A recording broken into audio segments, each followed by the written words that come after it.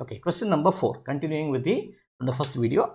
With reference to the power output, explain why it would be inappropriate to connect the heating elements in series. Okay, so now you had two elements which were connected in parallel over there. He is asking you, why should I connect in parallel? See, if you go back to it, see, this is how the circuit looked like, right? This is how the circuit looked like. So why should it be parallel? What will happen if I connect in series? Why is it inappropriate? Now you need it for 3 marks, which means you need 3 points over here. The first reason that I can say here is nothing but, you can say, if you connect resistance in series, okay, what will happen? R will be higher.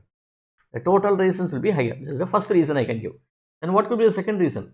Second reason is that power determined due to the element, power which is given by V square by R. Okay, what is that you are using this? You are using these elements as a heating element. What is desirable here? When you use these elements, then what do I need? I need more heat. But when I use it like this, what can happen is power will be given by V square by R. When R increases, power will be decreasing. When power decreases, heating will be lower, will become lower, right? I don't want that to happen, right? So you switch on your geyser for at least 2 minutes, immediately it should get on, okay, and it should heat up in a very faster manner. But if I had connected the elements in series, this will not happen. So because the value of R would become larger, so the power given to it, power delivered to the geyser will be much lower. I don't need this one, so therefore it should not be connected in series. Then what's the third reason? So heating depends on power. Okay, third reason I already given over here. Heating depends upon the power, and as a result of it, the resistance should what should happen? It should decrease. If resistance decreases, 1 by resistance increases, and as a result of it, V square by R will also increase. Okay, thus comes the 3 points over here. Then each element in the electrical heater is wound as a coil as shown. Each turn of the coil may be considered to act as a current carrying long straight wire. Each turn of the coil. Okay, so this is a turn. Okay, and then on the diagram drawn, draw the magnetic field around a current carrying long straight wire. The arrow shows the direction of the current. So this is the direction of the current.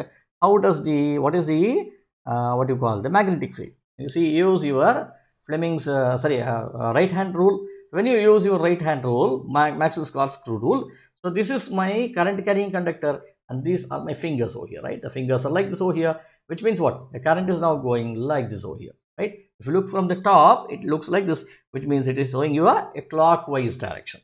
So it is showing you a clockwise direction. If you're looking from here, this is a clockwise direction, like this over here, clockwise like this over here.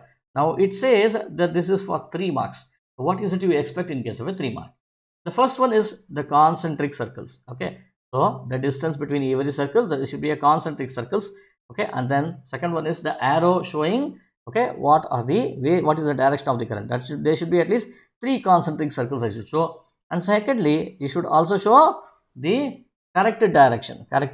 So first one I'll write, so concentric circles.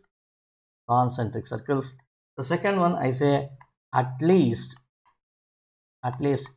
3 circles, and the third one at least 3 circles, and the third one is nothing but the correct direction. Okay, all the 3 should be given there. Now let me move on to the next one. State and explain whether the turns of the wire will attract or repel one another. We need to see what will happen.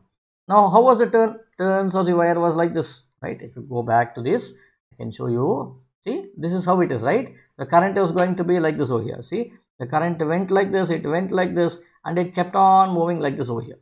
Now what I am saying is, let me zoom in and see, this current goes like this, then the next wire current goes like this over here. What is the magnetic field here? Because when you say attract or repel, okay, so what is happening? There is a magnetic field. How is the magnetic field here? See, what happens over here is that, see, this is the wire, okay, so the current goes inwards like this. There's a north pole is being here, right? Your Maxwell's corkscrew rule. So north pole is like this over here, which means this side is seen to be a north pole, and this side, this phase is seen to be a south pole. Okay, so in a similar way, second coil also, this side will be a north pole, this side will be south pole.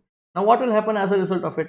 So adjacent turns are having magnetic force. Okay, state and explain. Don't just put it across like this. You can put a diagram, but you should say what is statement here. So you should say adjacent turns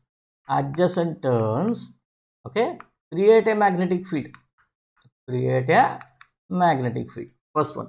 And secondly, the what else you can see? The north and the south poles face each other. Face each other. This is the second thing that I am saying, right? Because it's for 3 points I need. The third one is that, okay, there is an attractive force.